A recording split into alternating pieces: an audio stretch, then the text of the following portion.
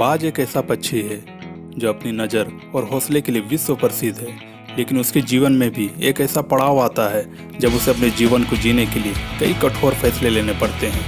बाज की उम्र 70 साल की होती है, लेकिन इसके पंजे 40 वर्ष तक सही ढंग से काम करते हैं। 40 साल बाद ये पंजे मोड़ने के कारण कमज़ोर हो जाते हैं और शिकार नहीं पकड़ पाते हैं। इसकी तीखी और लंबी चोंच भी आगे से मुड़ जाती है, पंख मोटे होकर छाती से चिपक जाते हैं। इससे उसे उड़ने में बहुत दिक्कत होती है। ऐसे समय में बाज के पास दो ही रास्ते रह जाते हैं, या तो जीवन त्याग दे या फिर बदलाव के लिए एक दर्दनाक प्रक्रिया से गुजरे जिसका समय 5 महीने होता है। फिर नया जीवन प्राप्त करने के लिए बाज उड़कर एक ऊंची चट्टान पर चला जाता है। बदलाव की प्रक्रिया के तहत बाज चट्टान में अपनी चोंच मार मार कर दर्द की परवाह न करते हुए तोड़ देता है और लहूलुहान हो जाता है। उसके बाद अपने पंजों को तोड़ता है, अंत में भारी पंखों को भी नोच देता है। अब इस तकलीफ भरी विधि को पूरा करने के बाद बाज को पुरानी अवस्था में आने के लिए 5 महीने का इंतजार करना पड़ता है।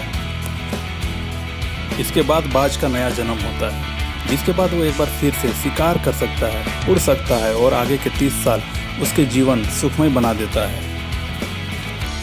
मैं फिर से दोहराता हूँ, जब जिंदगी मिलती है तो तकलीफ होती है, जब जिंदगी मिलती है तो तकलीफ होती है।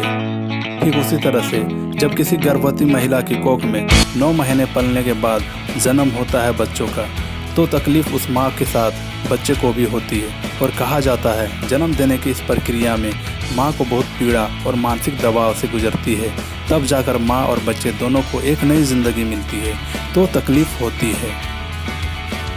अगर महिला और बाज दोनों की क्रियाओं का तुलना करें तो बाज 5 महीने और माँ 9 महीने का इंतजार करना होता है, तब जाकर एक ज़िंदगी मिलती है। अब सवाल ये उठता है कि दोनों क्रियाओं में तकलीफ होती है, लेकिन निर्णय आपको करना है किसे सबसे ज़्यादा तकलीफ होती होगी, क्योंकि जब ज़िंदगी मिलती है तो तकलीफ होती है। वीडियो को अपने दोस्तों में शेयर करें और चैट सेक्शन में कमेंट ज़रूर करें।